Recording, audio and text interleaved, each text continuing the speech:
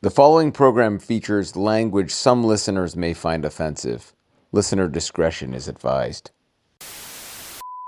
Just an unknown DJ, and suddenly you've got this video that millions of people are watching. I was like, yeah, okay, so I get featured on there. Then I get an email to say, oh, the Comic-Con in LA have just played your video live on a massive screen in the Comic-Con, and I was like, bloody hell. And I was just getting. I was quite active online in forums and stuff, just talking about DJing and music and whatnot. And I was suddenly getting people saying, "Are you the guy who done the video? You're the same DJ Keltech," and suddenly, I could sense that this thing was getting really big.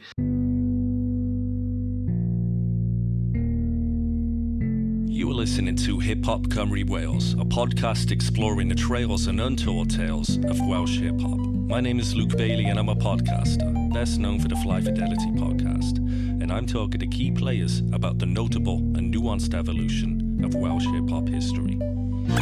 Stop on my man who gon' rock a jam. Dedicate this to all Welsh DJs. Take it back to brass knucks and blast those. Must be a bar for every nebulous slide. Yellow brick days of Welsh heritage. Don't mess with the wicked.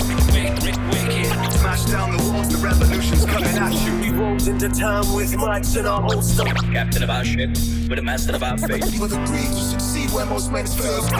Rockstars, bars, hard and Belushi flesh. As soon as I hit the stage, my presence is felt. You wanna rock up on my mic, I'll bang ya. Vanilla story ever told for me. From the land of the mystical dragon hearts. Gritty, my life story.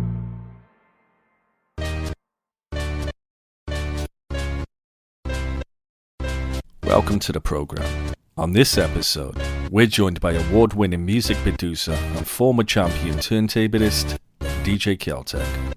Enjoy the conversation.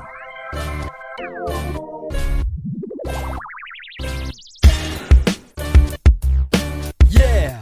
Woo-hoo! The beat feels nice!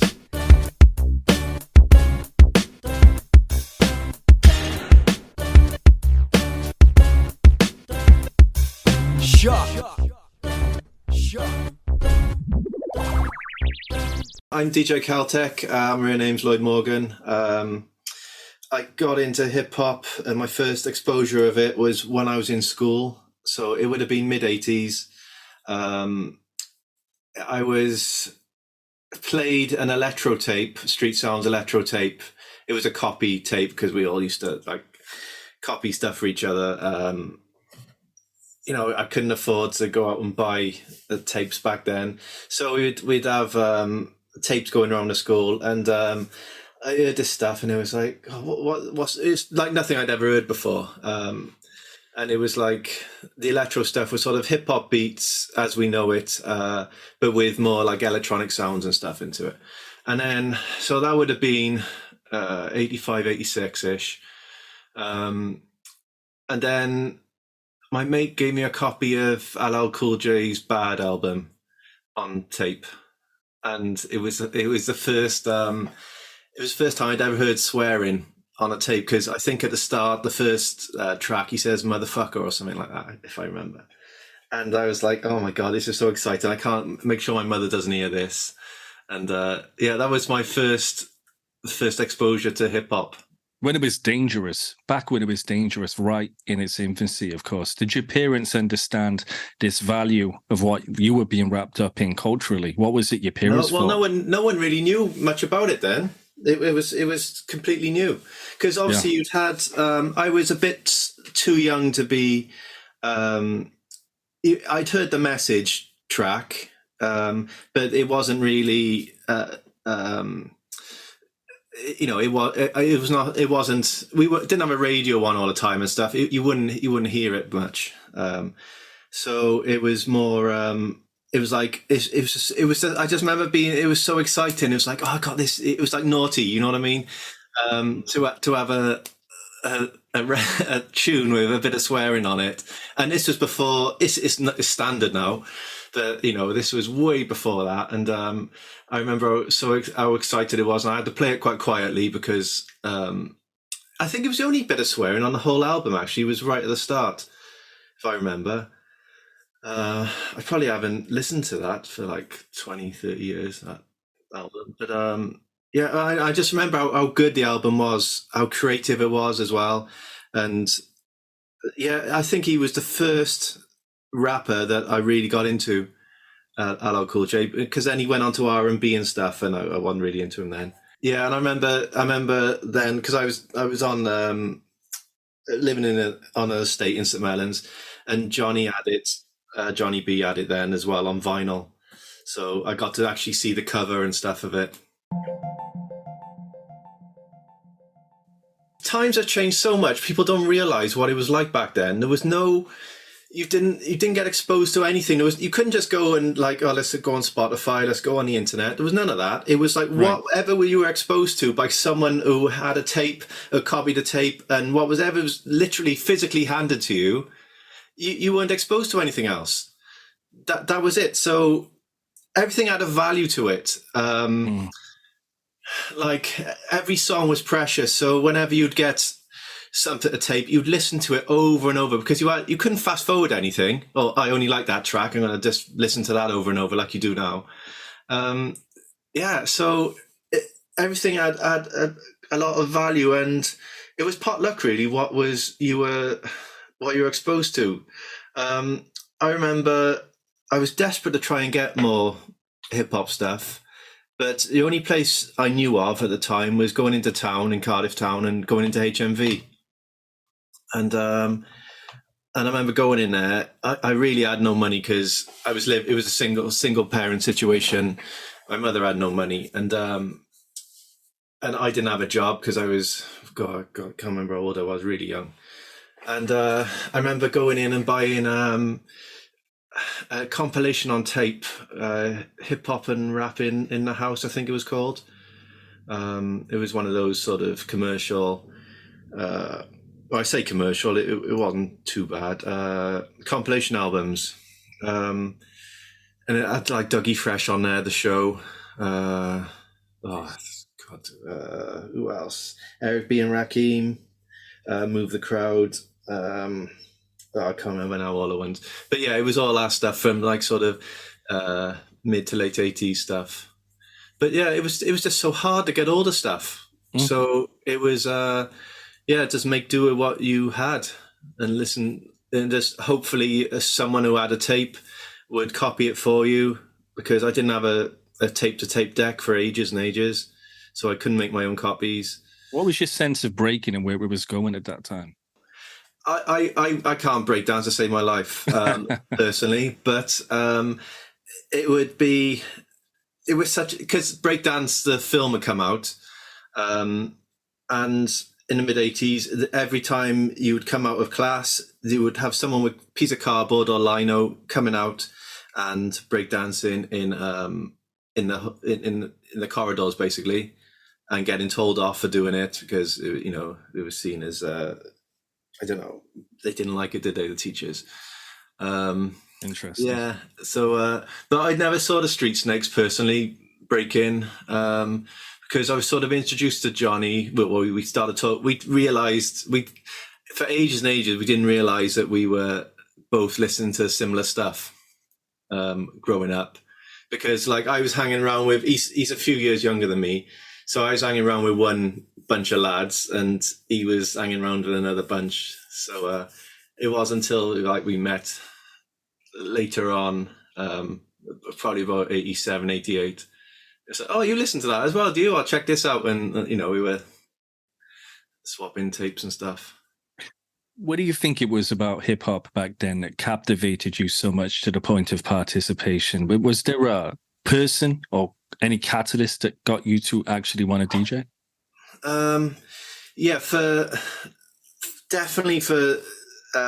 Once we realized that, because I was tinkering with making electronic music and stuff, and I'd always taken an interest in sort of technical side of things, and it wasn't until I think he lent me Jazzy Jeff and the Fresh Prince's He's a DJ, I'm the Rapper album, and we listened to it, and it's a lot of live recordings on that album. Right. And Jazzy Jeff is doing a Transformer scratch and stuff like that, and it was absolutely mind-blowing to me. It was so exciting, and Johnny was, and still is, he reminded me of the Fresh Prince. He's got that sort of bubbly vibe and cheeky grin and stuff. And that was basically the inspiration for us to get together, and that's what I inspired to be like.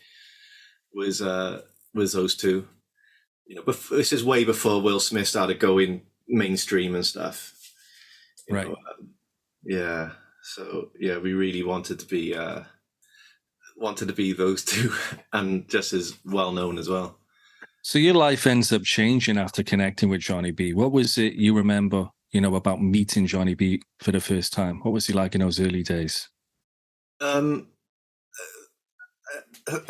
We just got on really well. He is very outgoing, an extrovert, and I'm the opposite. I'm an introvert, and we just work really well together. I'm in the background doing the technical side of things, and he likes to be up front doing his thing. And it just works really well. It was a great combination, and we just had a laugh all the time. That was the main thing. I think it came through in some of the early work we did. Absolutely. You can just see that we're just having a laugh, and when we are on stage together, we know each other so well that everything would come naturally to us. If he wanted something done on stage, I don't know,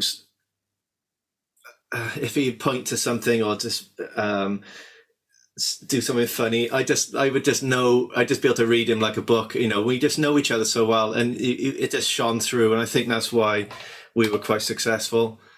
It was just quite natural. It was a natural partnership, I think. When did you realize you had a bond outside of this tape you mentioned earlier, of course, by LL? I saw his. I went down there and saw he had a massive record collection of vinyl, huge collection of stuff I'd never even seen before, because I just didn't. I couldn't afford any vinyl back then. It was all copy tapes. But I remember, I think we met down in a park, just hanging about with mates, and started chatting about music, and he started rapping to me there and then, doing a freestyle. And it was like, oh well, I can do. I'm into scratching and stuff. Do you want me to do some things? Because I was watching World DMC Championships and things back then, in the sort of towards the late 80s. And I said, shall I?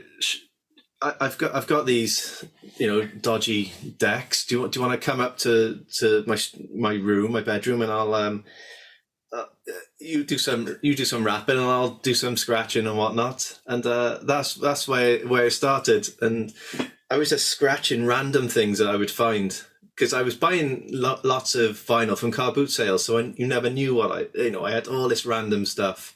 Nice. And he would have all the good instrumentals, because he was really into it. Whenever you buy vinyl back then, you'd always have an instrumental or a cappella on the B-side. That was a tradition for hip hop then. Yeah. So yeah, we'd stick an instrumental on, and I would be scratching, trying to scratch anyway, and then he'd be rapping over it. And I was saying, we would just record it onto tape. Literally just put the boombox on, press record, and it'd go through the mic, and that was it. That was like as technical as it got with the early recordings.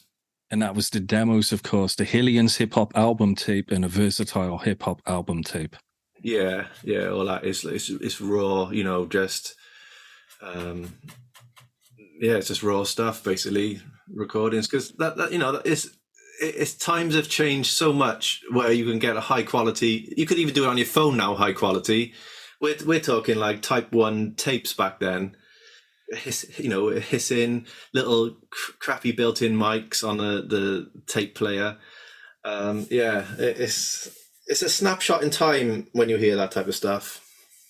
Well, this is pre-Keltech and post-Underdogs, and you're both sort of at that crossroads creatively. What was your experience like as DJ Mogsy until that point? Well, I was doing a lot of drum and bass stuff. Well, it was called hardcore back then, but that then changed to a different sort of genre then. But this is like this is what I've always called it, drum and bass, because that's the raw ingredients of it.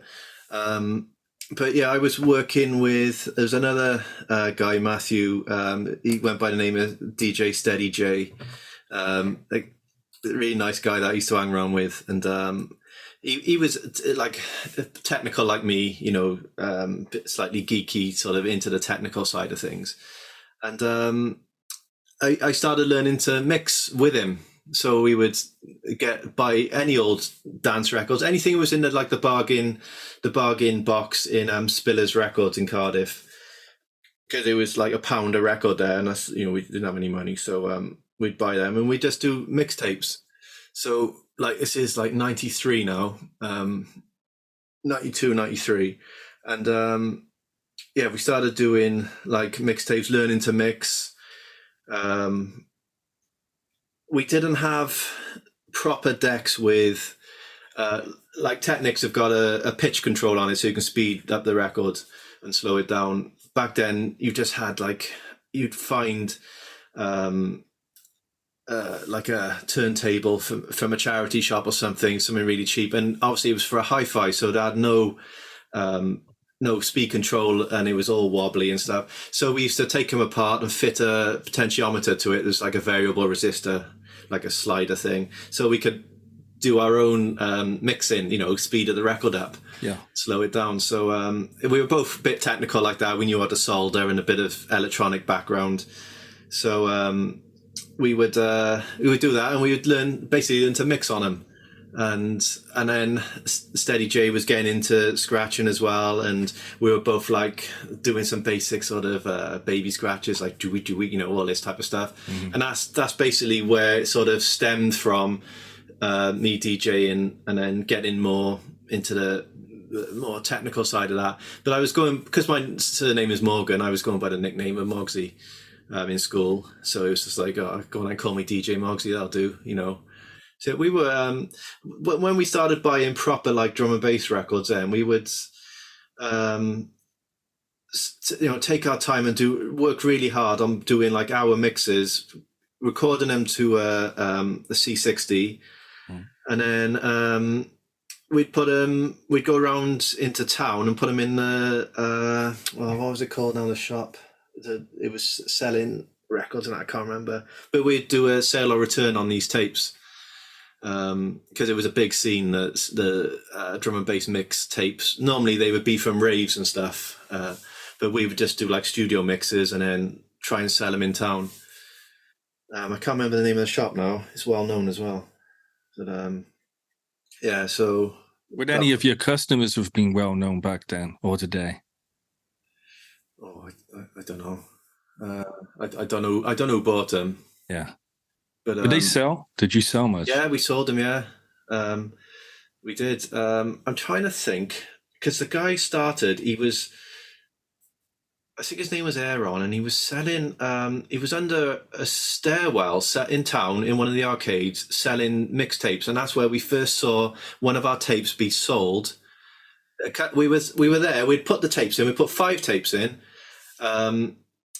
with like, they were sort of photocopied covers, so it was, you know, it's quite raw, it was. So we stuck them in there, and then a young customer came in asking, "You've got what's the latest mixtape?" And we saw our first tape be sold in front of us, and we were giddy with excitement. Honestly, it was crazy. It was like, gee, we just actually sold something. You know, we're only talking a few quid here. But it was just the fact that we had done something, spent so long on something, and then sold it. It was a right buzz. So you were really ahead of the curve early. I was into it. It's like, yeah, I suppose we were really. Distribution, right. So the years of 1993, you talked about scratching. You talked about those early recordings and sessions with Johnny B. Yeah. Can you remember any of those beats that you were scratching to on those tapes with Johnny B? I don't remember the names of them. I remember just some of the random stuff I was scratching on it. What we'd do, we'd sit down, and Johnny's really good at this. He will go through records with a fine-tooth comb looking for cuts and stuff, or little loops and whatnot. And he'd say, right, I've got loads of stuff here. I'll come round and you can scratch this and that, and I'm sure it'll fit there, he'd say. And we'd basically get an a cappella, and he would have written some lyrics, and we'd look for an a cappella, a cut, someone saying something which would fit into the chorus, make sense to what he was rapping about. So that's generally how it worked. Interesting. It worked really well, because when you're using cuts from things, you never know what you're going to find, and it can just open up ideas. Once you start, using these samples and stuff, and then it just goes on from there. It's like, oh, that's good. Let's see if we can find something that works with that now, and then it would snowball from there. So how do you think those sessions developed your chemistry for the songs that you would later produce for his first album, Am I Still Hip Hop? Yeah, well, we got quite close because we were spending a lot of time in the studio, and we were both really excited about doing this. And we would go down to his brother was really helpful. Gareth, he would book professional studios for us to go down to. So it was our first experience going down to proper studios where there's a producer there, and you go into one of these rooms which had no, it was completely, what's it called? No reverb. It was like a dead room for recording. Right. And we're only teenagers. We're quite, and we're always giggling and it's a bit childish, but we were just joking about a lot and just being normal kids. And so we got to sit down with a professional guy, and he would record the tracks at high quality. We would never, like, nothing we'd ever seen before, like crystal clear stuff. And we're talking like, it was early mid-90s still. But yeah, so we would go down there and he'd help out. And he was a musician as well, so he knew if the sample we were using was in a certain key or whatever, or scale, he'd be able to freestyle over it, playing a piano or whatever. So we would spend a lot of time there. And then what I'd seen in that studio, I thought, right, this is what I need to do to my bedroom now. So the way my bedroom was, it was L-shaped, and I had a 5-foot corridor, really small corridor where the door opened. So when you shut the door, you had this little space. So I used to hang up a curtain there, and I went to the this carpet shop and bought all this like thick underlay, which you normally have under the floor, and I put it all over the walls. And so I made my own little dead room for no reverb. And I'd put Johnny in it, and I'd put the curtain across, and then I'd have my PC. I think it was a PC I was using, or an Amiga, in the corner, and I'd say, right, put your headphones on, press record. All standard stuff now, but this is back then. There's no one to tell us what to do here. We're just like, I've been to a studio once, seen what this guy's doing on a professional level. I'm going to try and copy it. And then, stick Johnny in there, and we had some of the best laughs because it was just so funny. We just didn't stop laughing all the time. The chemistry between us, and I haven't heard those old tracks for a long time now. You sort of forget about all this stuff, the history of where you've actually got to and where you came from. I mean.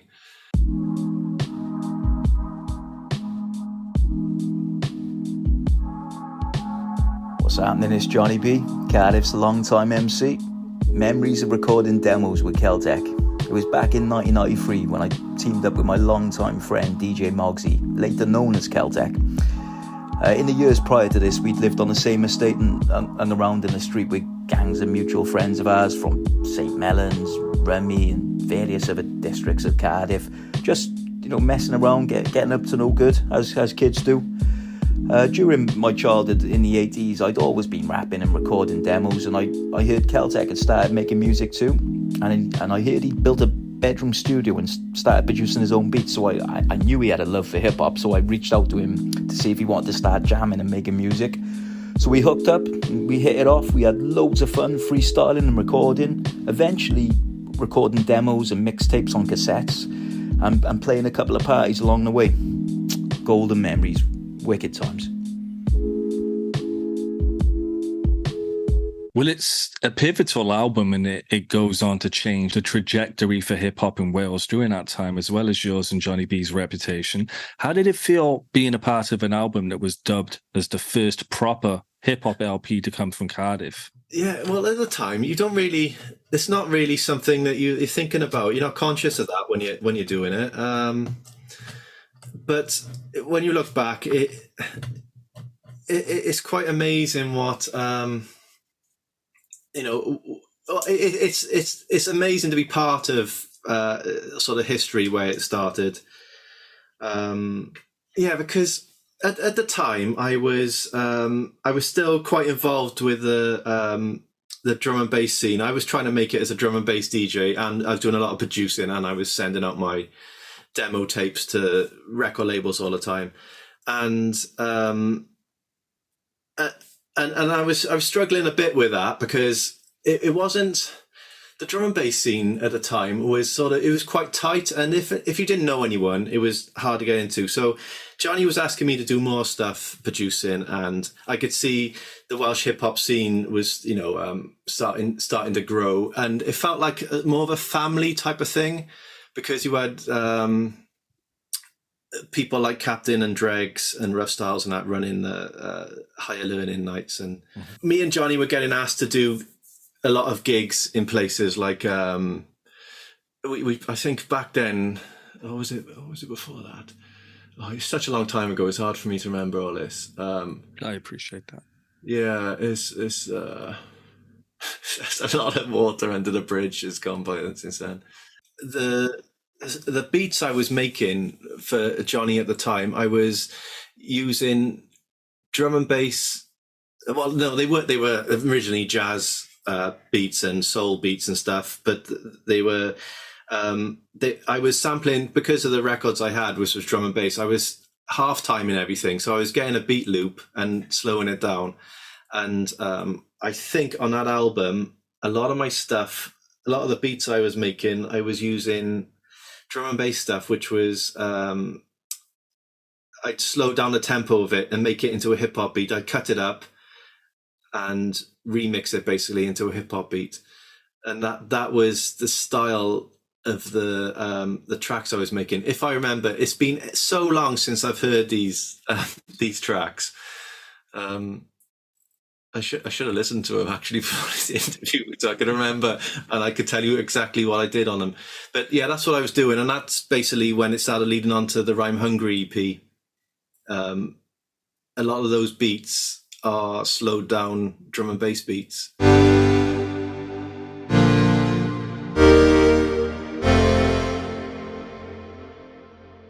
So when you think about the title of Johnny B's debut, Am I Still Hip Hop, knowing how much authenticity was placed on hip hop during that time, did you ever feel boxed in, pivoting between producing drum and bass and hip hop?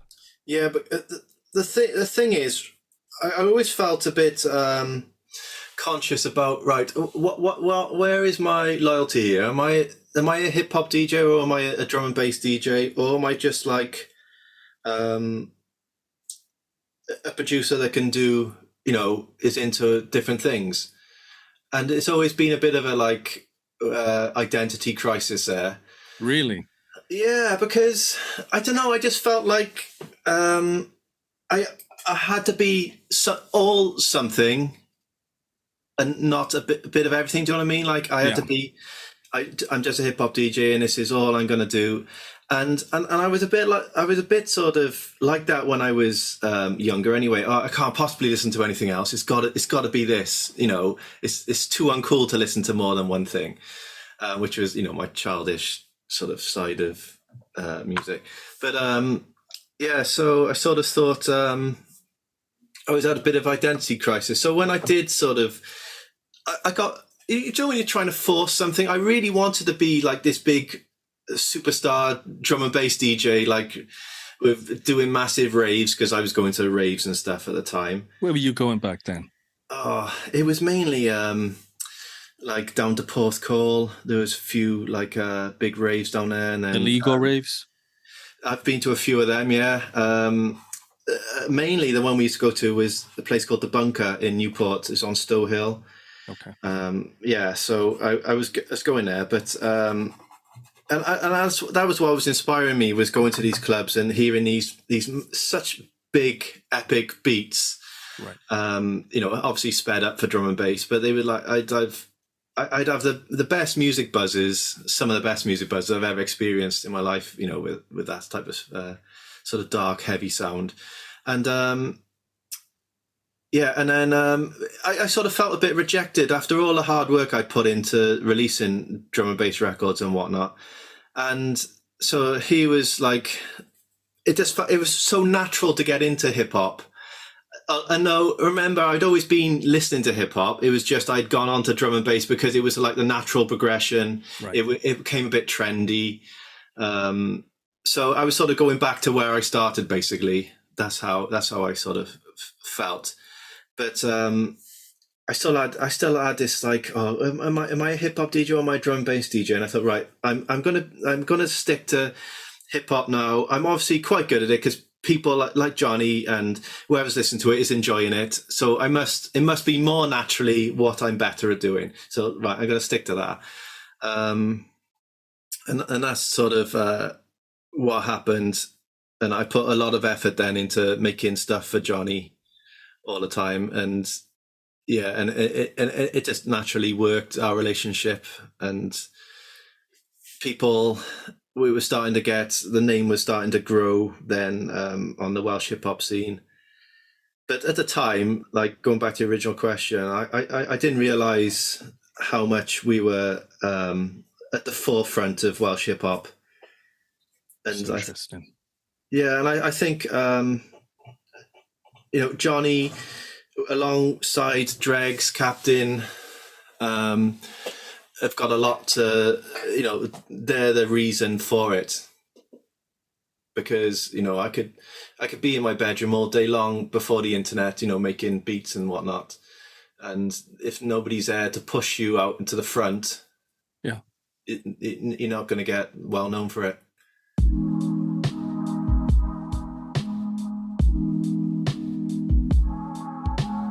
My name's Soph, formerly MC Little Miss and manager of Random Records. I can remember releasing Johnny's album, Rhyme Hungry, and it was the first one of the albums that was released where it was purely a service being undertaken for the band. And that time, Johnny was incredibly enthusiastic and really, really hungry for that release to be out. And my main memories of it is just getting badgered by him on the daily to try and get stuff done.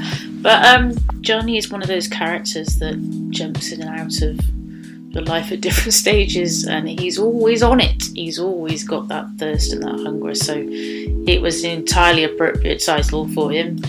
And I, as a fan, I guess I admire the amount of effort he puts into his albums, and it's that kind of dedication that keeps the hip-hop scene moving and flowing so prolifically in the city. It needs that level of hunger from people to sustain it and to keep the vibe going.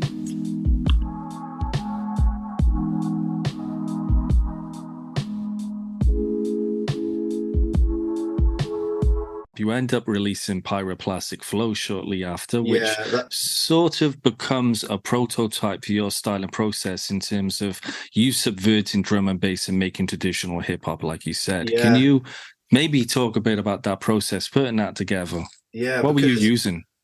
Because basically I had all these beats I'd made, which were, again, my thing was slowing down sort of drum and bass beats to make them into more of a hip hop flow and a hip hop tempo. Right. And I had a load of these instrumentals, and I was scratching, and I thought, right, well, I'm doing live stuff here with Johnny and doing live gigs.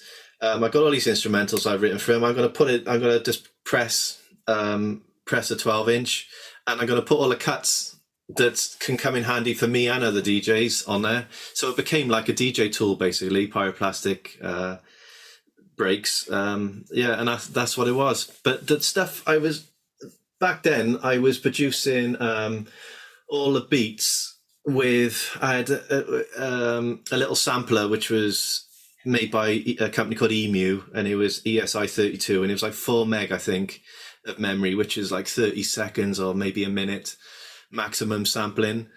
So the amount of work that went into trying to make beats back then with just a sampler and a keyboard to trigger the samples, connected to a PC which would just record the MIDI signals to trigger the sampler, and that was all done basically with that, all those tracks. Nice. And yeah, it was really tough back then, and everything would take hours and hours to do. I see it like trying to wallpaper through a letterbox. It's like you've got a little tiny little screen which is like 1 inch high and 2 inches wide, and you're using a dial to just put in information, and it was painful, really painful. But what that does, it makes the sound have a certain identity and character because of the way you have to produce. And yeah, and that was the result, all those tracks. And Pyroplastic Records was the name of my label. I should have said that. So yeah, it was just everything's pyroplastic then. And I can't remember if I'm not sure if I was going under the name DJ Mogsy still then for that. Definitely not for, it would have been Keltech, yeah. Sorry, yeah, it would have been Keltech. Because, yeah, if I was doing, that's right, yeah, I did. Pyroplastic Flow was my debut release on my label, which I tried to get the 12-inch, which I tried to get distributed, and it did okay. It was still hard to get people to buy records back then, if you're unknown. Yeah, that's what that was. Got it. Yeah, and then Pyroplastic Breaks was that was the pivotal moment when I was moving more into hip hop. And the reviews, that's right, I remember now, the reviews were saying, one review was like, oh, he's far better at producing hip hop than he is drum and bass. And I was like, oh, cheers. But you know, if that's the truth, then, you know, yeah. So so Pyroplastic Breaks was the movement into my style of producing hip hop. And then from then on, I think mainly I was producing less drum and bass stuff, and it was more going into hip hop. So we were talking early 2000s now. And of course, you're building a name. You're both building a name. What's the story behind the name? Keltech and Johnny B's the name, which completely changes everything, not just for yourselves, but again, for the landscape locally, as well as the rest of the UK, doesn't it? Yeah, that's a big it's a big album. Yeah, it was a pivotal album. So I had been listening to I was getting influenced by lots of things. So there was because it's quite different to the Rhyme Hungry EP. Yeah.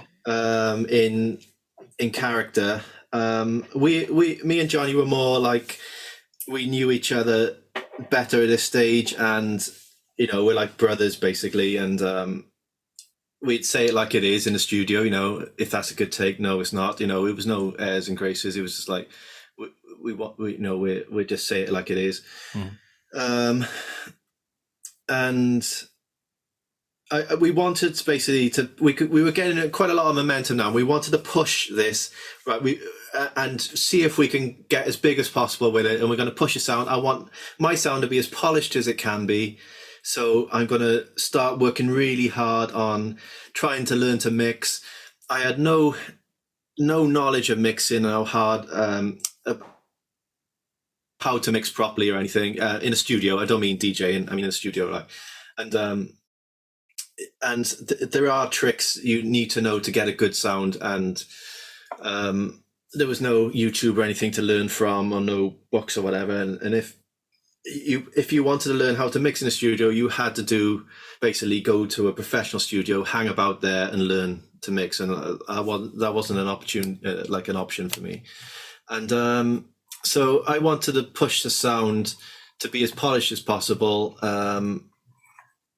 So I used to spend a lot of time working in the background, trying to get this big sound.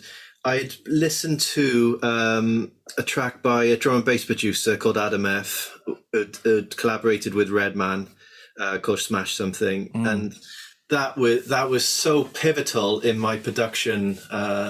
It was a key moment for me when I heard that, because the sound was so big. He'd sampled or got a choir. I don't know if he sampled it, but he had a big choir on it. It was moving into like that classical sort of huge epic sound that you hear on trailer music. That some people will say is over the top, but I was so inspired by it because it was like sort of that massive sound that I loved, and I'd hear it in a club and I'd have goosebumps because it was so big and marauding. And I'd been using that track in some of my DJ sets that I'd started to dabble with. So the name album, I thought, right, I'm gonna get one of these. I'm gonna get a classical sample library from it was a company called Time and Space. They're still going, and they make sample CDs back then for producers. And so I got this, I think it was like classical something or other. And it just had samples of like all classical instruments, like string section, brass, and choirs, whatnot. And I basically wanted to make a big epic sound like that, which was the name album. And I remember I said, Johnny, I've written this track. I don't know if you're going to like it or whatever, because it was very different from anything else we'd done at the time. And he was absolutely buzzing when he heard it, because it was so big. And then I remember we played it in a club. It was a Toucan club, and it's got a long intro. It builds with this choir sound before the beat drops, and it's a big heavy beat. And I remember we started the track, and everyone is like looking around because it's quite quiet at the start, and it really builds. And I just remember everyone's jaw dropping as the sound started building into this massive. I'm saying I'm using a timpani or something, which is like on a roll coming in, and it goes boom, boom. You know, the beat comes in, right. And I remember it just went off in the club, and people hadn't heard anything like it at the time. And I remember Jaffa coming up to me, and he said, I was at the bar and I could hear this noise. And I was like, what the F is that? And yeah, and I was like, I was buzzing, because it really like, it was like a pivotal moment for me that we'd made something that, because Johnny's lyrics and the way he raps on it is brilliant. Really, it's really aggressive. There's a power within that. Yeah, and you get caught up in it, and it's cool. And and I just remember that it was a big moment, and we were talked about after that for quite a bit of time, for that track.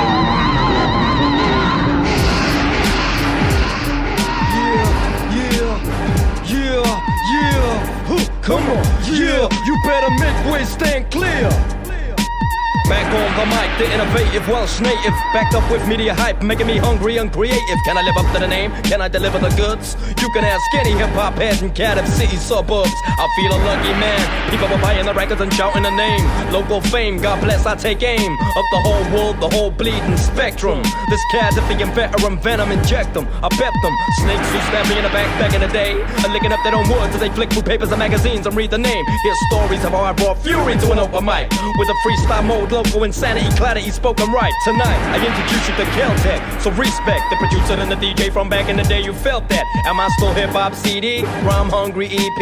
Who the bloody hell do you think cooked up the beats for me? Against all odds, against the grain, the whole world will remember the name.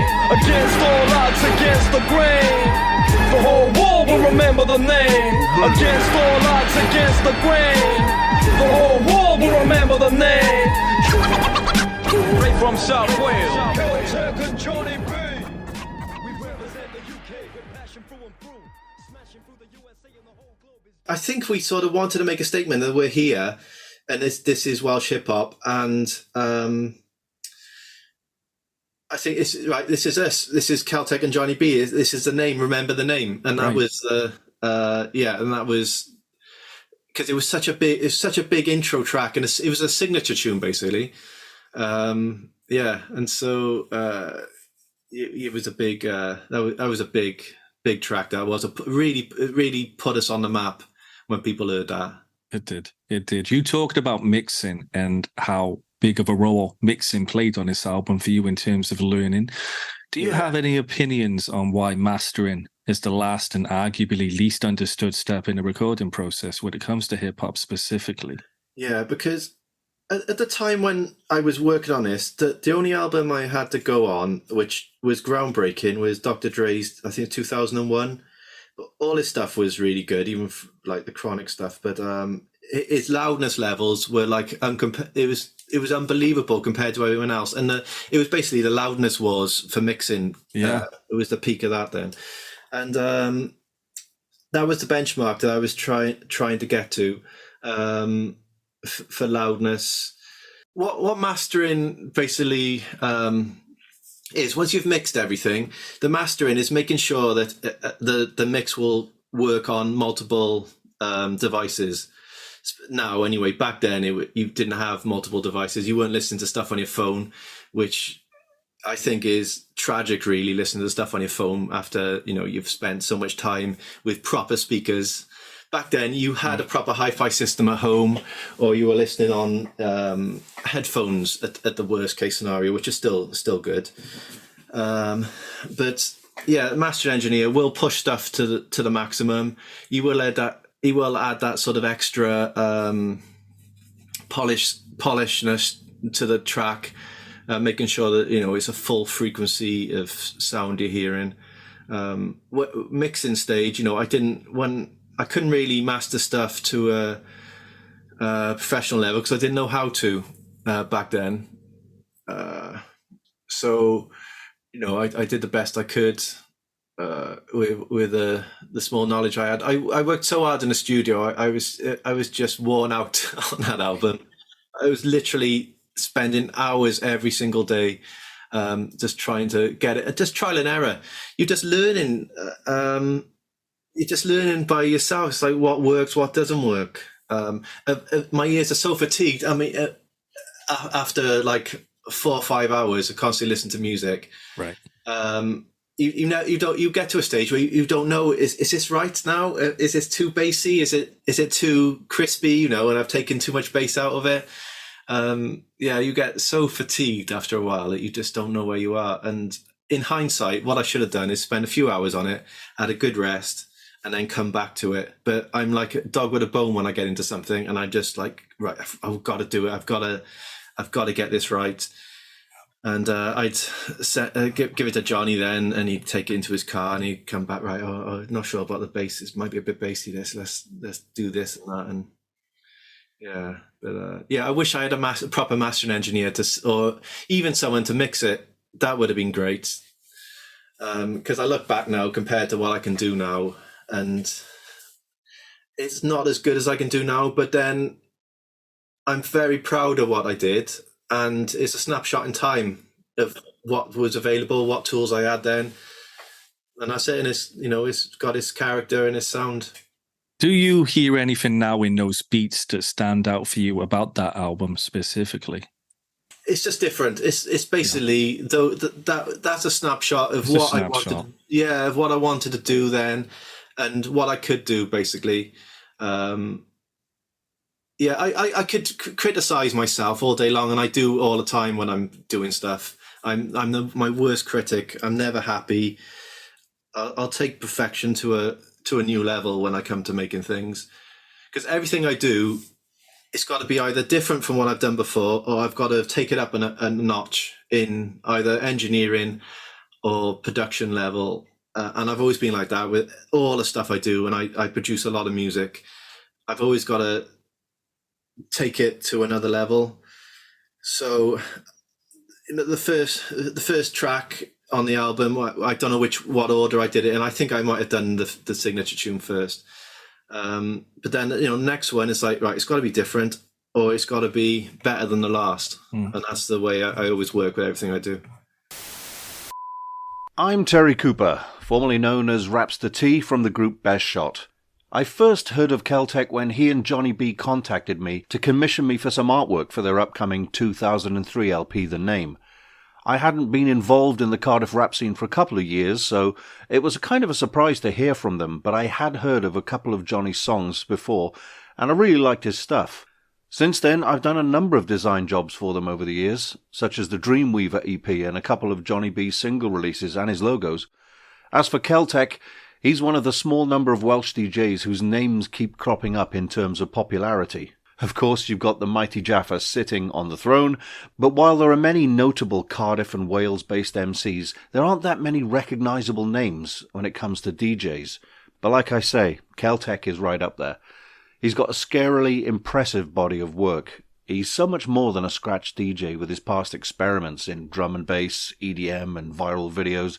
He's also a producer and a composer in his own right. So he kind of does a bit of everything. Recently moving into film scoring, synthwave, and I hear he plays a mean cello. I was really keen to work with him, so as I've got my second feature film coming up, I decided, he's the perfect guy to score it. My film is a horror comedy, and I wanted a retro kind of VHS-era score, like you'd hear on a John Carpenter film. And, Keltech's just a perfect fit for that. We share the same love for those 80s movies, dark synth stuff, and of course big beats, so, I'm just super stoked to finally hear what he's going to come up with. Pretty sure that he's going to move into much bigger circles in film scoring before too long. Talent like that speaks for itself. He's already in demand for his composing, and I'll be the least surprised person if his name pops up on a Hollywood movie's credits in the near future. It's an absolute certainty in my mind. We were doing more gigs, and me and Johnny were starting to get more of a name, and I was like, right, I've obviously got to start polishing up now my skills. So I was concentrating hours and hours a day on trying to get better at doing scratching and whatnot, and just listening to mixtapes and whatever source I could find to try and copy the techniques I was hearing. Then in it would have been the early 2000s, where we're now getting a big name for ourselves. I started, I know it was YouTube one about then, but it was Qbert had brought out a DIY how to scratch DVD, which someone had, and I watched it. But he scratches with his left hand on the deck, and he scratches hamster style, I think it's called now. I can't remember now. But yeah, so he's opposite on his fader. So you can't just. I'm old school, so I'm right hand on the turntable and left hand on the fader, and I'm opening the fader by moving it right towards the record. So I'm completely opposite from what he's doing. So I couldn't look at him and think, oh, let's play the tape and then copy his movements. I couldn't do that. So, right. But because he's such a genius, he was showing scratching and names of scratches, which was all like, what's this called? And a flare and all this thing. And I was like, whoa, I'd only ever heard Jazzy Jeff on tape. I'd never seen him do his Transformer scratch and all these things he was doing back in like 88 or whatever it was. So I he was my inspiration, but I couldn't actually see what they were doing, and I didn't know there was names really for everything. So yeah, I started knuckling down, and I thought, right, well, this is we're getting a big name now. I've got to be able to be as good as Johnny is up front. I've got to be as good at the back. And then I got better at it, and I was doing more beat juggling and proper like DMC tricks and that, because I was starting to then slowly get into entering competitions. Yeah, I wanted to get better anyway. So then when we were doing our live sets, I'd have my moment in the limelight as doing, like, Johnny would say, right, over to you. And I do a little mini routine, you know, or do some scratching or whatever. Right. But yeah, I was just thinking then of the chemistry when Johnny would point at me and I'd be scratching and stuff. It was amazing. It was. Well, you talked about the DMC DJ Championships. What did it mean to be representing Wales in a regional heat back then? Yeah, because that was, I didn't realise at the time, because so I'd been watching this sing all my life since the late 80s, and to me it was a massive competition, and it was like, whoa, this is, even though it's the regional, you go in then to the UK final, and to me it was like it's the World Cup basically of DJing, and they had announced that it was 2003. They had announced that they were coming to Cardiff for a regional final. You're allowed to enter 2 per year, so it starts in May, and you're allowed to enter 2 competitions a year. So I was like, right, I'm going to put a set together now. I think it was 3 minutes a set. It's got to be on a Technics mixer. You're not allowed to use any other mixer. It's got to be the 1200 mixer, I think it's called. I can't remember now the model, but you had to use their mixer and 2 Technics decks, and you're not allowed to use anything else. That's it. So I put a set together. Didn't realize when I got to the club, I think it was Club Eiffelbach, the actual thing was held that year.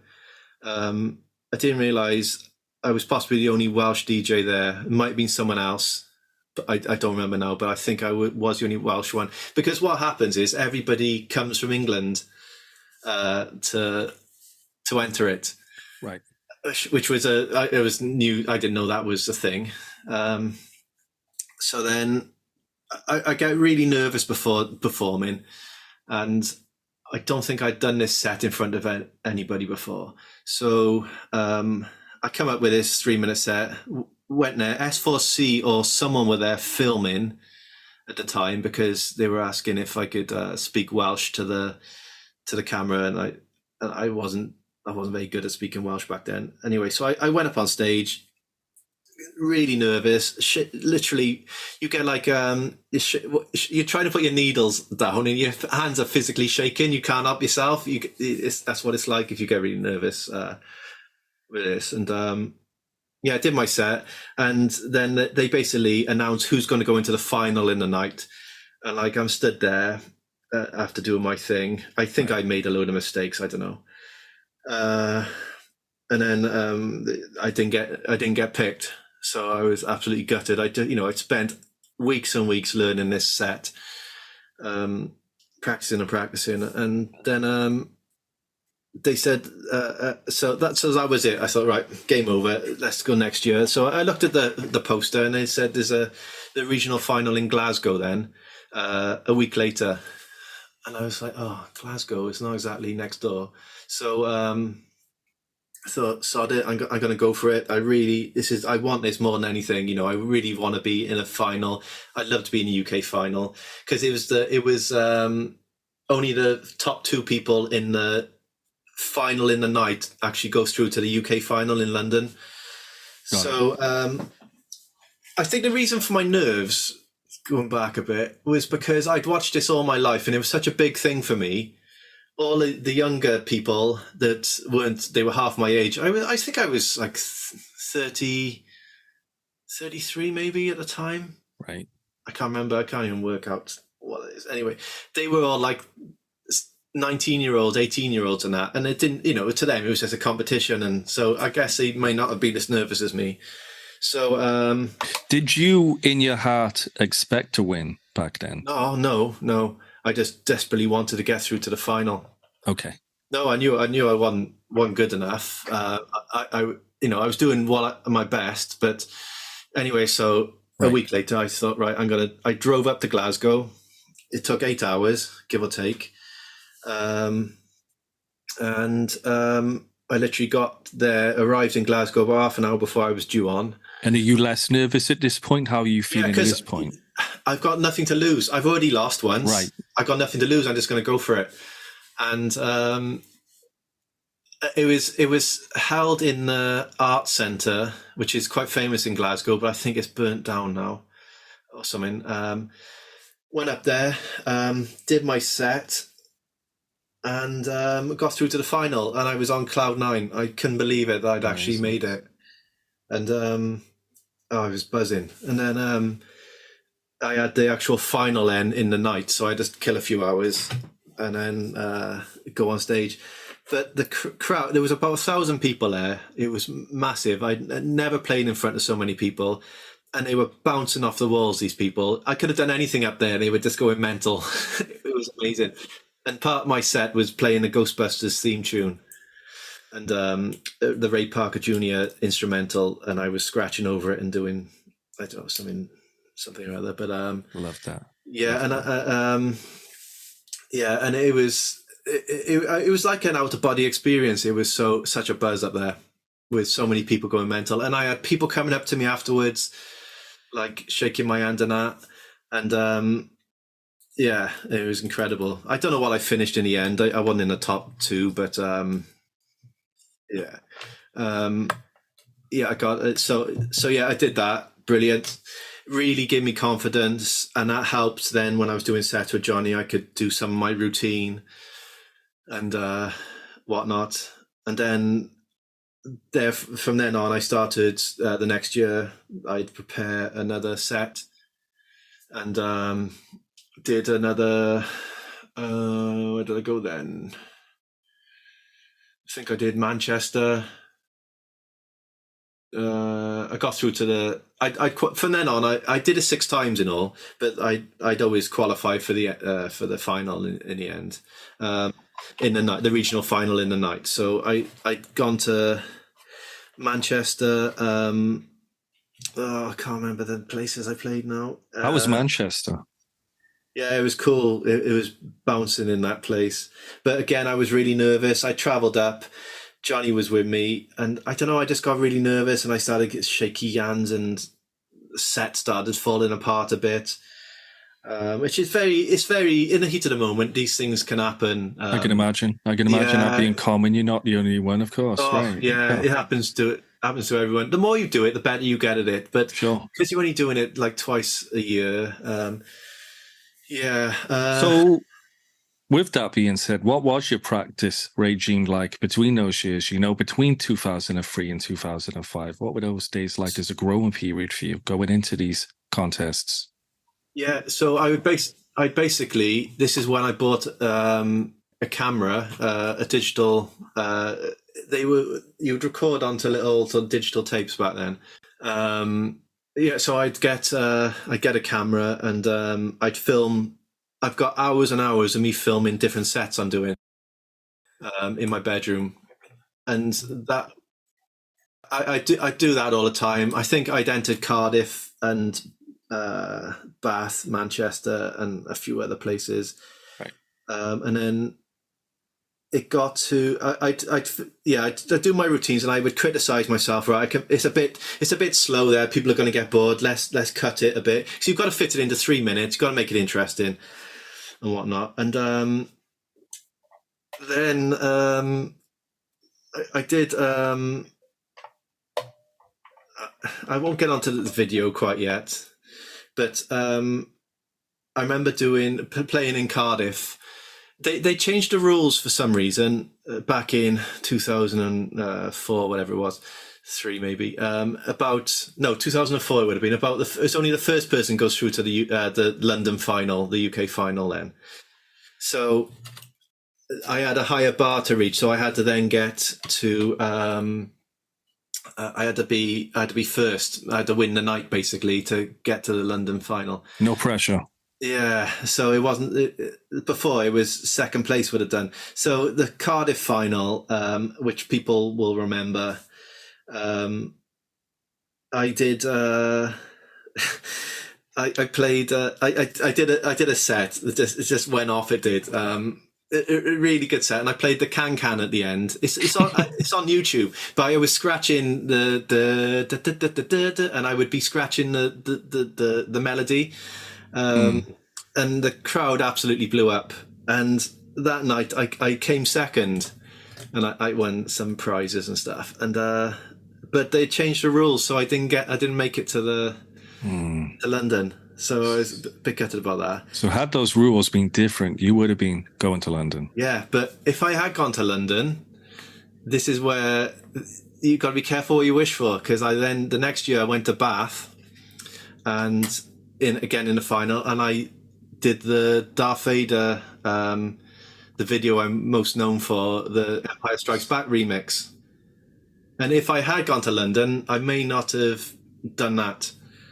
So yeah, which put me on the map. That video did. It did. Talk to me, backing up for a minute. Talk to me about the importance of striking a balance between technicality and musicality in a set, and maintaining a routine based on both skill and style. Yeah, that's a massive thing. So what was happening with scratching at the time was it was getting so technical, it was losing its musicality, and I did fall victim to that. I was so obsessed with the technical side of things, how difficult it is to pull off. And you forget, like, hang on, I'm meant to be doing a mix here, making it musical and good at the same time. And I started getting too technical and too focused on the skills, how hard it is to do these tricks, that like musicality starts slightly slipping away. That was a trend that got into scratching. It got so technical, and I don't know where it is today technicality wise. It's obviously more technical and skillful now, but I think people have possibly realized it's still got to be musical, and that's and to me that is the most important thing is musicality now. And back then I was like, oh, it's so difficult to pull this off. The judges will love this because I'm doing this and that within this time frame, and it's so hard to do, and they'll know that. But you're forgetting it. Hang on, there's a crowd out there. They're meant to be enjoying this, and I'm just doing crazy things like. Which is incredible to half a crowd, but maybe not all of the crowd. Yeah. Of course, some people would be there like, wow, that's good. And then others would be like, right, what's he doing up there? This is not even like musical at all. It's just a noise.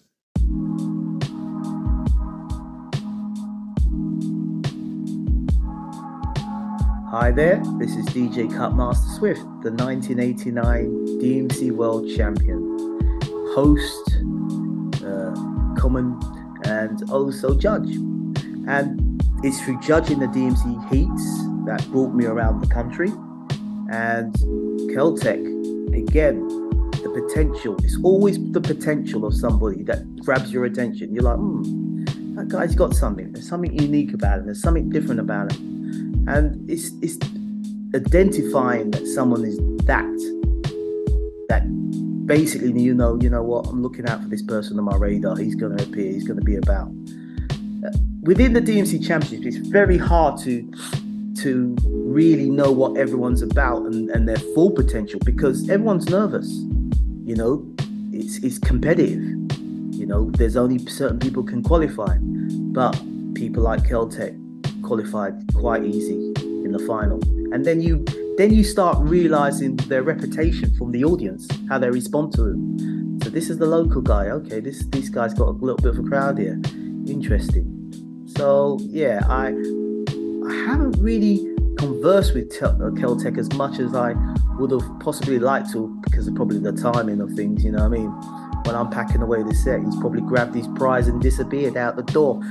But yeah, pleasant guy, you know, knows what he's about. And what more can you ask?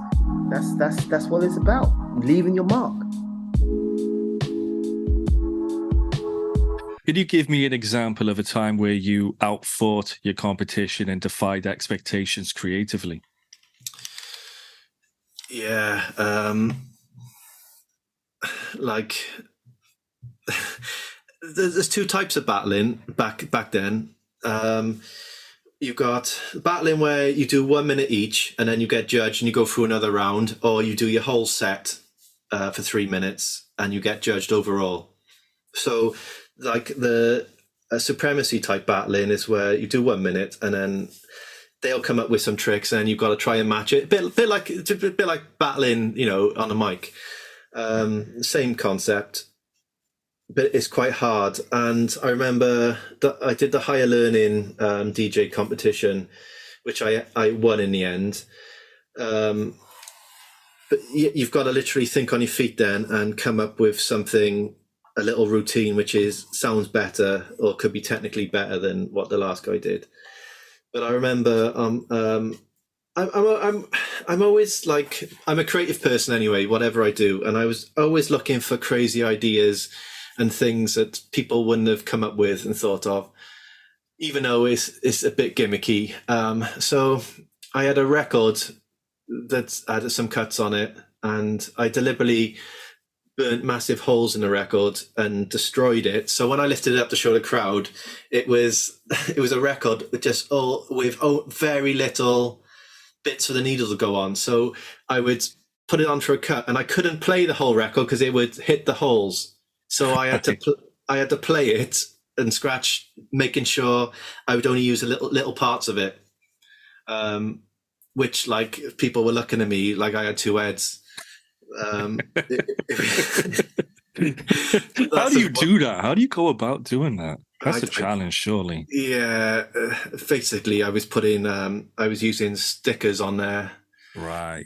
Which I would know where to land, needle drop onto it, because when you put the needle down, the sticker will, if you put it at a slight angle, you can put it down in such a way that it will fall into the right groove. But yeah, that was quite challenging. What else? I did so many weird things. Yeah, I think that's probably the most outrageous one. The thing was with DMC sets, it's not like today where you've got digital Serato where you can press a button and you're queued up. You've got to find inventive ways to find where you need to be within under, like 5 seconds or something.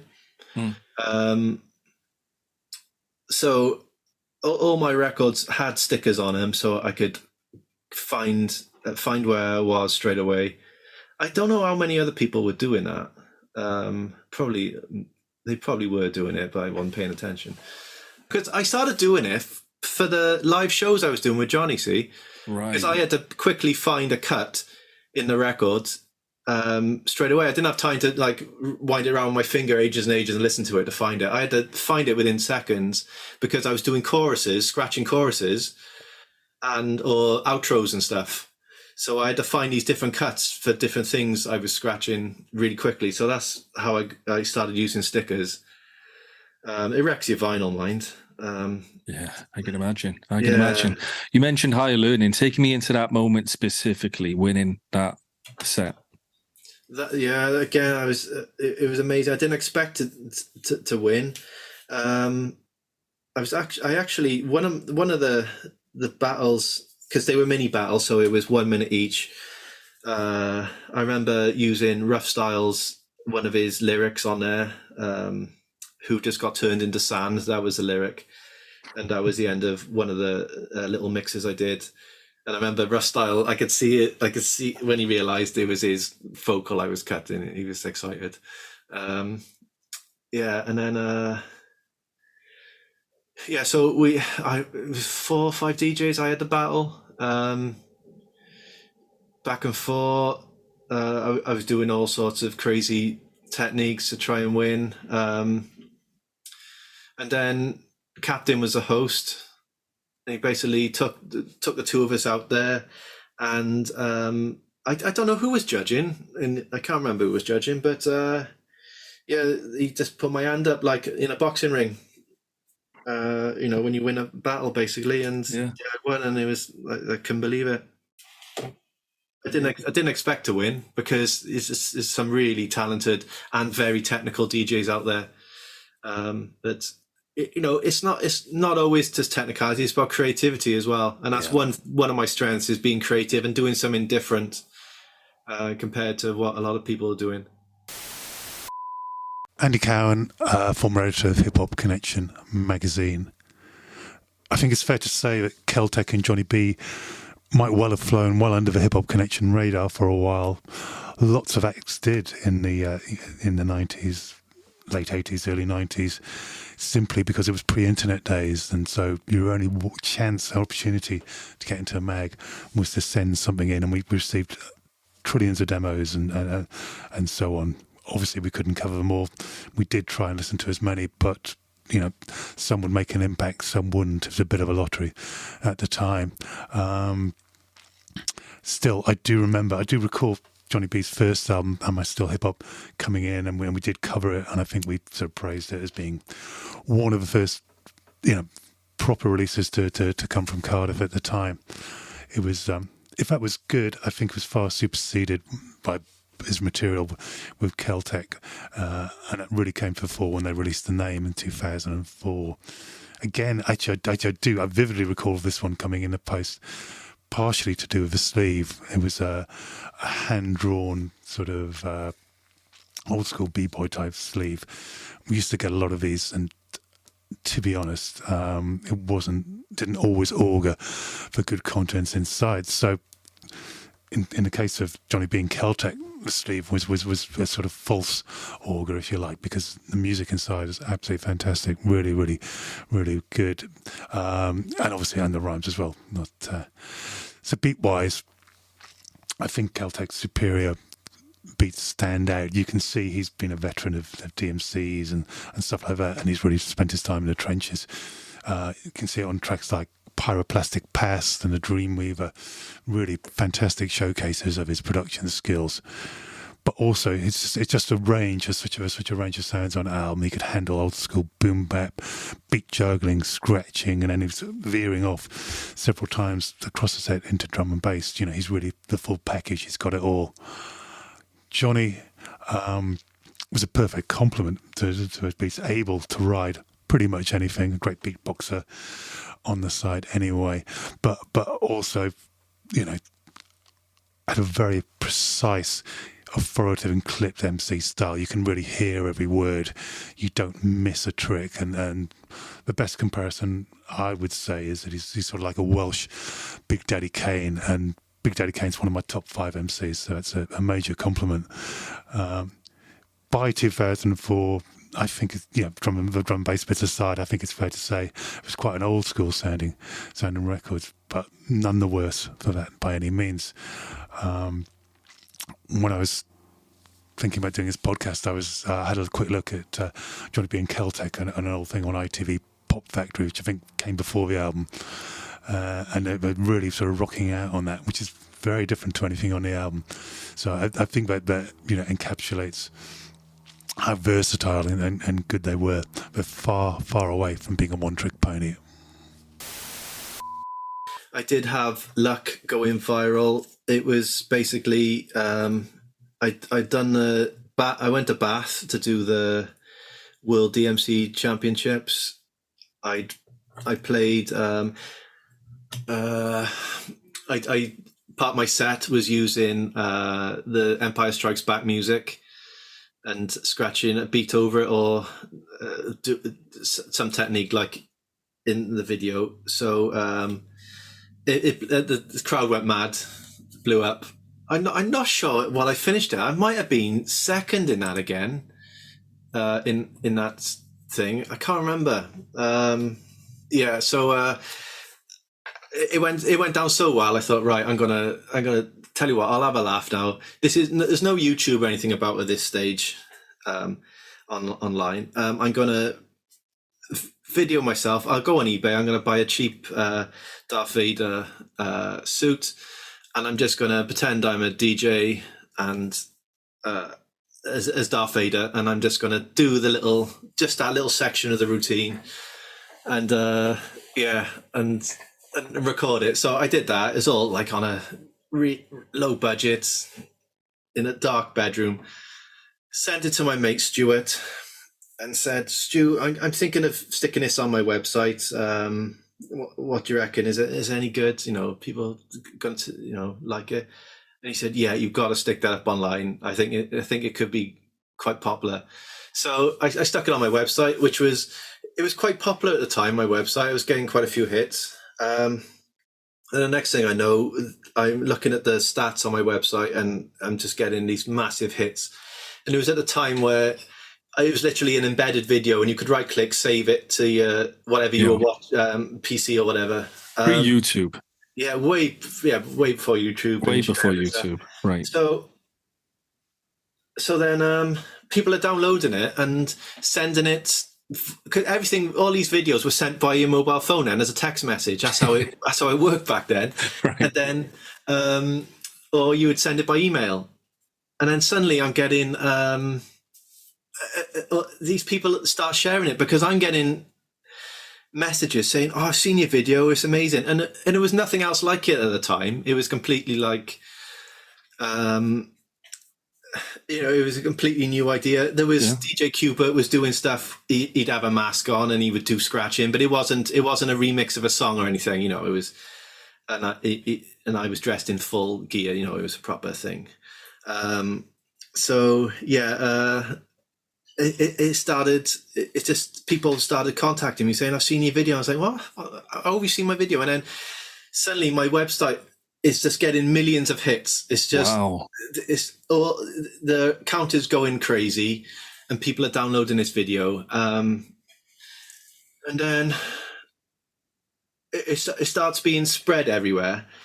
And this is way before, it's hard to remember now what it was like back then. It was very different to now, which is like, a standard thing now, sharing viral videos. Sure. And so I'm starting getting a lot of emails and stuff from people saying, "I've seen that, it's amazing," and whatnot. And next thing I know, I'm getting an email off StarWars.com. One of the managers or girls there had seen the video, and they said to me, "Do you want to do an interview for StarWars.com?" Amazing. Because you must be a big fan if you're doing this remix. And I said, "Yeah, I love Star Wars, but the music is incredible. It's John Williams." And so I did this interview, and then I got contacted by it goes on over months. Then I got contacted by Yahoo.com, who were the main search engine back then, and they said, we've put you on the front news of the website because you're you're just an unknown DJ, and suddenly you've got this video that millions of people are watching. I was like, yeah, okay, so I get featured on there. Then I get an email to say, "Oh, Comic-Con in LA have just played your video live on a massive screen in the Comic-Con," and I was like, bloody hell. And it was I was just getting.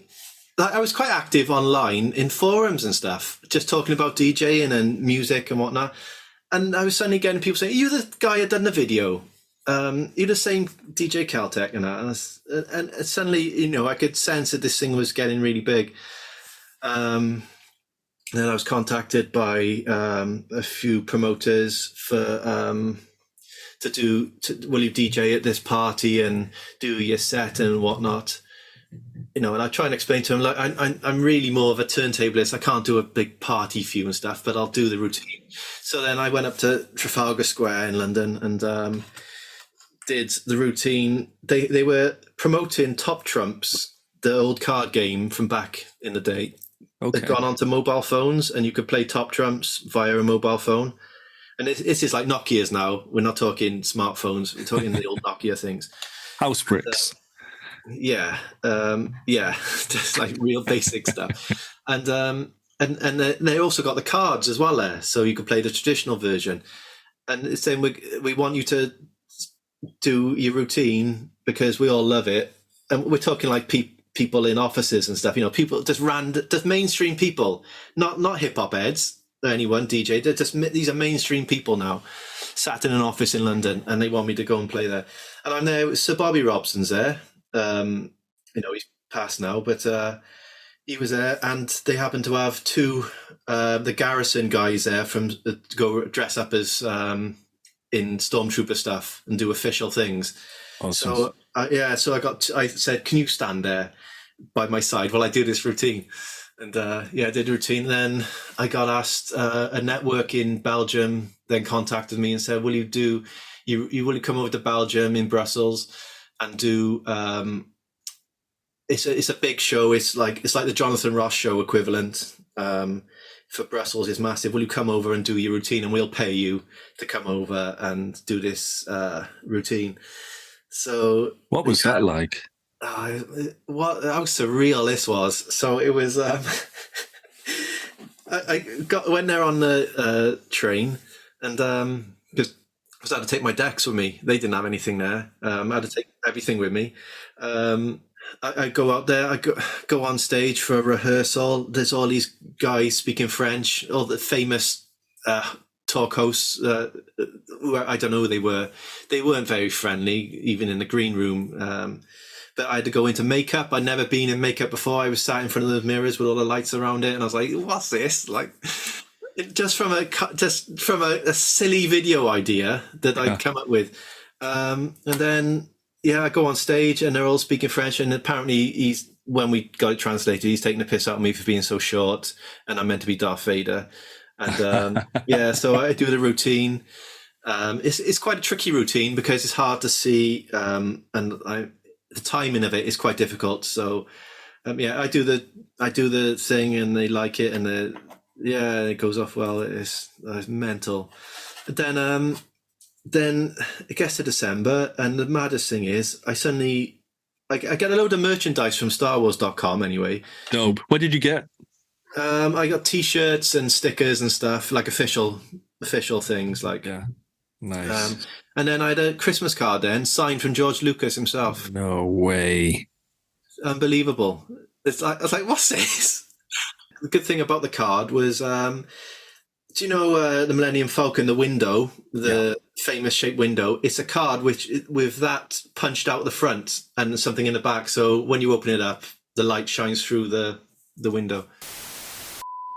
What's happening? It's Johnny B, Cardiff's longtime MC. Memories of when Keltech's Darth Vader video went viral. It was incredible to see. All of a sudden, our old website, Keltech and JohnnyB.com, became globally famous. Reason being, on the original video, Keltech had put a link to our website at the end of the performance, and the numbers coming through to our website were ridiculous. It caused the server to crash one day. We were getting fans from around the world digging my rhymes too. So due to Keltech's video, it reached heads that I probably would never have reached, so I was very grateful of this. This was back in 2005 when it was the early days of the internet. Our website guest book signings were crazy. It went nuts. So much support for our music. Around this time, I was heading off to Australia to spend a few months backpacking, which I'd already booked prior to the video. So Keltech decided to capitalise on this, on the success of the video, and he set up deejaykeltech.com and started making a solo album, which he cracked on with while I was on my travels. But yeah, the album was well received. I had a few features myself, which I was proud to be a part of. But yeah, wicked times. There's a period after this where you start to lean into futuristic themes and you're pulling inspiration from science fiction. What are your memories of recording Keltech Strikes Back and being commissioned for the War of the Worlds soundtrack? Yeah, because the thing was, I'd made it into a routine. It was a short 1.5 minute quick routine. And then I decided I wanted to do a scratch album because I was listening to a guy called D Styles, who was a turntablist, but he brought out an album called Phantasmagoria, and every track was made up of scratch techniques, and that to me was inspirational. I thought, my God, this is incredible what he's done here. And so I thought, right, I'm gonna do this Strike Back album as a solo album, basically, and every track is going to be made up of me scratching. So I scratch the beat in the background, then I scratch the bass line and any melodies or any cuts over the top, and you make a track. And so I did that, and I was also involved in a bit of my sampler and my MIDI keyboard and things with it. So basically, because it was only a little routine, the Strike Back album, I had to make a full track of it, and that became quite difficult because like I've almost done a song with this little routine is the whole song basically in 1.5 minutes. How do I pad this out now to make it into a full track for 3 minutes? So that was quite tricky. So I worked on that for a long, long time. Then did the rest of the tracks. I worked on that album for ages, and I also got Johnny involved with some tracks and the Wonky Wax Boys, Knobs to Nuts. Nuts. Yeah, it's cool. He is. He features on the track, and Rough Styles as well. Yeah, I was really proud of this album as well because I put so much work into it. It was difficult technically to pull off because of the nature of making tracks with turntables, basically. But it got quite good reviews, that album, and it still does quite well today. Still get a lot of people buying it, which is quite nice. A lot of my instrumentals, because of the video, I got contacted by a company in America that were at the time quite cutting edge, and they were getting tracks to in the sync. It's called sync in, where you get the track used in a TV program. Right. So he had seen my videos and said, "Oh, I love your videos and stuff." And he said, "I've seen your video on stupidvideos.com," which was like the first YouTube type thing where they were putting like funny home movies, like You've Been Framed or whatever. But they'd featured my the Strike Back video on there, and that's what was helping it go viral. So he had seen it, and he said, "Oh, have you got any beats you've made? Instrumentals they were calling them back then, not beats, but you've got any instrumentals? Because I can get them on MTV." So I was like, "Oh, okay, I'll send you some stuff." And before I know it, like my stuff is being used as like quick background music in like Pimp My Ride and all these things, all these like big shows, which were, I think Dreamweaver was one of them, possibly. Loads of stuff was getting used, and it's like I never even knew this was a thing where you could make music at home and in the studio and it get used on TV. This is still like 2004, 5-ish, or maybe 6, really early days, you know. But then, so I thought, right, people were contacting me after this video as well, and saying, "Oh, do another video," because people always want more when you do something good. And I, as a kid, I've always listened to War of the Worlds, the musical by Jeff Wayne. It was quite scary back then. It's like a narrated story with really amazing music, and so I thought, I tell you what, I know what I'm going to do now. I'm going to remix War of the Worlds. War of the Worlds, the film had just come out with Tom Cruise, so that will give you a date, whenever that come out. And so I thought, right, back on eBay, let's get an alien suit. And as you do. Yeah, as you do. And I thought, right, let's take it up a notch now, a bit better than what I did before, filming on just a black background. I'm going to I went on the website. The War of the Worlds films had just dropped. They had this like animated crash site in in the background of the website. So I ripped it out. I think it was like some animation video or whatever. I took it out there of their website, borrowed it, I mean, and put a green screen up in the back of my bedroom, projected the crash site on the back, and then set up my decks, and then put some like bits and bobs in the front. So it's like a film trick. It is to give you make it look like you're part of the scene.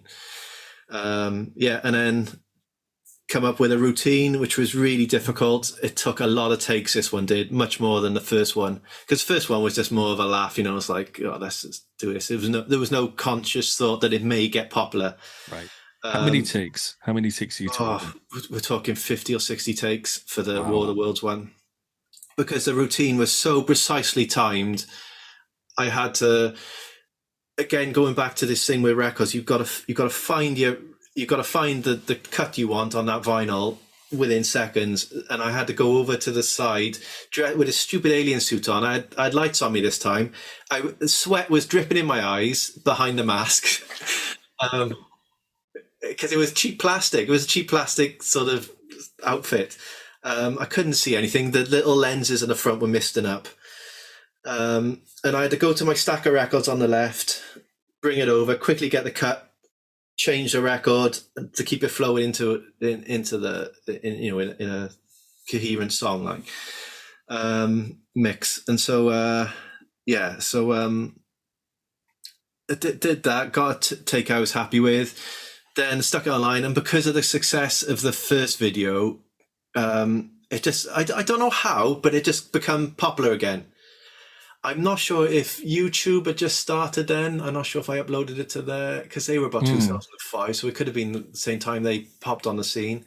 But then it got popular, and I was getting a lot of you get these diehard fans that complain a bit as well about he's ruining the music, it's terrible and all that. But the majority of people were loving it. They thought they could see the comedy side of it. I'm just having a laugh. So did that, and then next thing I know, Jeff Wayne, the musical writer of the track, his manager contacts me, said, I like your video. We didn't give you permission to use it, and I sort of said, like, I'm just having a laugh, and I'm not trying to copyright anything or whatnot. He was really cool. Right. He had no problems. He was just saying, by the way, you didn't have permission to do that. Sure. It's like, I said, I know, I'm just having a laugh, and it's like I said, it's quite. I'm just having a laugh anyway. And he said, we're working on an album, a second remix album. Would you be interested in doing a remix in the track for us? I was like, I would be interested. Yeah, of course I am. So I ended up doing that, and it got released on Sony. So that was incredible. That was the biggest label I've ever had a release on. I couldn't believe it. Your music's been featured in so many different places and platforms, from BBC to MTV to HHC to Discovery Channel, all the way to genre films. Is there a different entry point people have to your career that ever surprises you? You come up with some good questions. You do. It's always, it's a really good question. With me getting stuff in there, it was pure luck and timing, which most things are in life. There was no like. Sort of now there are publishers and companies and libraries you can actually contact and put your stuff with them, and they will put your music in shows and that. But back then it was just pure luck, basically, that